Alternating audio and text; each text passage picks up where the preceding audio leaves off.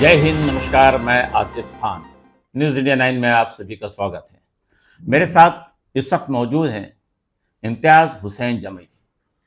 ये इसके पहले जो हमने इनके साथ शो किया था उस वक्त ये कैंडिडेट के लिस्ट में इनका नाम था, लेकिन आपको बहुत बहुत मुबारक हो कि आप कंफर्म हो गए। आपने इलेक्शन कमीशन की सारी जो प्रतिक्रियाएं थी, जो पेपर वर्क है, वो आपने कंप्लीट कर लिया है और अब आप ये कह सकते हैं कि आप कैंडिडेट साबित हो चुके हैं।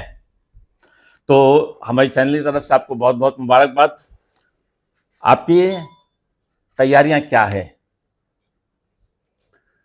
अल्हम्दुलिल्लाह अल्हम्दुलिल्लाह, मुझे अल्लाह ने ये मौका दिया कि मेरी टिकट कंफर्म हुई और मैं काफ़ी एक्साइटेड हूँ। मैं पिछले काफ़ी सालों से खिदमत खलक का काम कर रहा हूँ, समाज सेवा का काम कर रहा हूँ, लेकिन अभी पॉलिटिकल स्तर पे मुझे मौका दिया गया और इस मौके को मैं छोड़ना नहीं चाहता। मेरी जनता की सेवा करना चाहता हूँ, मेरे लोगों की, बहन भाइयों की, चाहे वो किसी भी जाति धर्म से हो, उनकी सेवा में अपना बाकी का वक्त लगाना चाहता हूँ और उनको दिखा देना चाहता हूँ कॉरपोरेशन के इतिहास में और पॉलिटिकल के इतिहास में कि काम को किस तरीके से किया जाता है। आपने सबसे बेस चीज जो है हेल्थ और एजुकेशन की हर नेता बात करता है, जी जी। कुछ हटके आपके जहन में क्या है? हर इंसान ये कहता है मैं हेल्थ पर काम करूंगा, हर नेता कहता है मैं एजुकेशन पर काम करूंगा। बहुत अच्छा सवाल किया आपने। मैं Imtiaz Hussain Zoya, ward number 9 candidate confirm हूँ। अल्हम्दुलिल्लाह, अगर हम लोग कॉरपोरेशन जीते तो मैं आपके अधिकारों की रक्षा करूंगा। अगर हम कॉरपोरेशन जीते तो मैं आपको अच्छी एजुकेशन देने के लिए एजुकेशन फ्री करने की पूरी कोशिश करूंगा।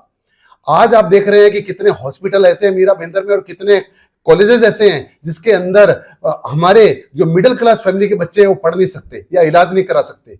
तो क्या आप मेरे साथ हैं अच्छी एजुकेशन के लिए, अच्छे हॉस्पिटल्स के लिए? आप मुझे लाइक करते हैं तो अगर मुझे आप लाइक करते हैं तो मैं आपको अच्छी एजुकेशन और अच्छी हेल्थ दूंगा। मैं जनता दरबार लगाऊंगा। जनता दरबार के अंदर मैं हर समस्याएं सुनूंगा। उस जनता दरबार के लिए अगर मुझे रात में भी जनता दरबार लगाना पड़ा तो मैं लोगों की समस्याओं के लिए, चाहे वो किसी भी तरीके की समस्या हो, हेल्थ की, एजुकेशन की, गटर की, सीवरेज की, पानी की, किसी भी तरीके की समस्या हो, मैं आपके पास, आपके घर, आपकी सोसाइटी में पहुंचूंगा और आपकी समस्याओं को सुनूंगा जनता दरबार लगाकर। हम आपसे हम अपने चैनल के माध्यम से बहुत छोटी चीज़ आपसे चाहते हैं, और जो कैंडिडेट खड़े हैं, हम वो किसी भी पार्टी से हो, हम उनसे ये कहते हैं कि आपने एक सेवा के भाव से इलेक्शन में टिकट भरा है। आपके जो पड़ोस में, आपके वार्ड में जो बच्चे, गरीब बच्चे हैं, जो 80% से ऊपर परसेंटेज ला रहे हैं, लेकिन उनकी वालिदैन की क्षमता नहीं है, उनकी उतनी आमदनी नहीं है कि उन बच्चों को अच्छा एजुकेशन दे सकें। तो मैं आपसे ये निवेदन करूंगा कि अगर आप जीत कर आते हैं तो सिर्फ ये जो 5 साल आपके पास हो गया, 5 सालों में 5 बच्चे जिनकी अच्छी एजुकेशन की आप जिम्मेदारी लें, जिसमें 3 लड़कियां और 2 लड़के शामिल हों। ये 5 बच्चे नहीं होंगे, 10 खानदान होंगे, 10 परिवार होंगे। और ये 10 परिवार नहीं, ये नस्लें दर नस्लें जो एजुकेशन तक पहुंचेगी। मैं ये कहूँगा हुसैन साहब, ईमान पर आपका अकीदा है कि सवाब जारिया क़यामत तक आपके लिए होगा। इंशाअल्लाह। मैंने आपका ये सवाल सुना। जैसा कि आप पहले जानते हैं, इकबाल मालिक साहब के मार्गदर्शन में वंचित बहुजन अघाड़ी के बैनर तले हम लोगों को जन सेवक का काम दिया गया है और जन सेवक के रूम में मैं किसी भी तरीके से पीछे नहीं हटूंगा। जैसा कि आपने बताया कि बच्चों को गोद लेने का, मैंने ये कंसेप्ट पहले भी सुना है, बहुत अच्छा कंसेप्ट है। आज मैं जो आपसे वादे कर रहा हूं, मैं उस वादों को निभाने के लिए हमेशा हमेशा के लिए आपके साथ तत्पर खड़ा हूं। और जहां तक बच्चों को गोद लेने के लिए आपने बताया कि उनकी शिक्षा के अधिकार के लिए आपको उन बच्चों को गोद लेना है, तो इंशाअल्लाह अल्लाह ने मुझे वो वक्त दिया और मुझे वो रेपुटेशन दिया, वो स्टेटस दिया, तो मैं उन 5 बच्चों को भी इंशाअल्लाह इंशाअल्लाह हमारी बच्चियों को और बच्चों को शिक्षा के लिए गोद भी लूंगा। अभी मैं एक बात और कहना चाहूँगा मेरे चैनल के माध्यम से, जो बातें बड़ी नहीं होगी।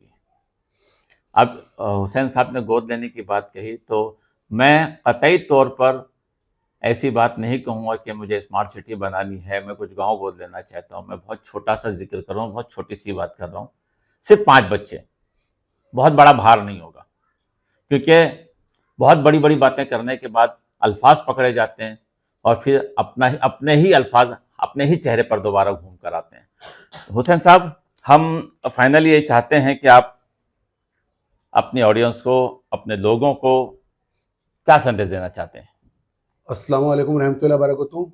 जय संविधान, जय भारत। ऐ मेरे भाइयों, ऐ मेरी बहनों, मैं आपके साथ पहले भी खड़ा था और मैं आपके साथ आगे भी खड़ा रहूंगा। मैं जीतूं, मैं हारूं, लेकिन वंचित बहुजन अघाड़ी के बैनर तले और हमारे सामाजिक संस्थाओं के बैनर तले मैं आपके साथ हमेशा खड़ा रहूंगा।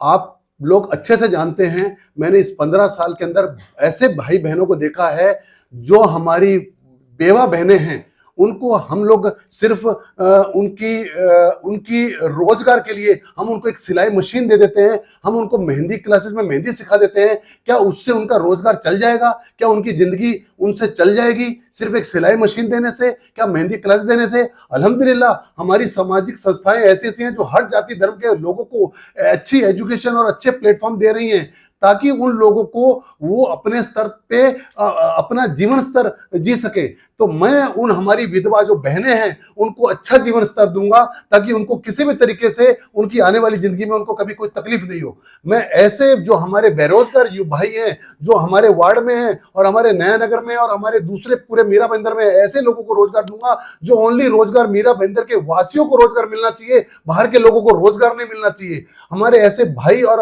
हमारे भाइयों के बच्चे हैं जो नशे में मुब्तला हैं और मिली भगत से नशा मुक्त मीरा बंदर नहीं हो पा रहा है। मैं उसके लिए उस जड़ तक पहुंचूंगा जिसमें मिली भगत देखी जाएगी और उस मिली भगत को उखाड़ फेंकूंगा, जिससे हमारे बच्चों तक जो ड्रग्स पहुंचती है वो ड्रग्स नहीं पहुंचनी चाहिए। हमारी ऐसी काफी बहनें हैं जो घरों में बैठी हुई हैं लेकिन उनकी शादी नहीं हो पा रही है, उनके पिताजी बोल नहीं पा रहे हैं कि हम हमारी बच्चियों की शादी नहीं कर पा रहे हैं, हमारे पास वैसा बजट वैसा फाइनेंस नहीं है। मैं हमारी सामाजिक संस्थाओं को साथ में लेके हमारी बहन बच्चियां जो हैं जो शादी नहीं जिनकी हुई है उनकी शादी के लिए मैं आगे प्रयासरत रहूंगा ताकि उनका घर बच सके।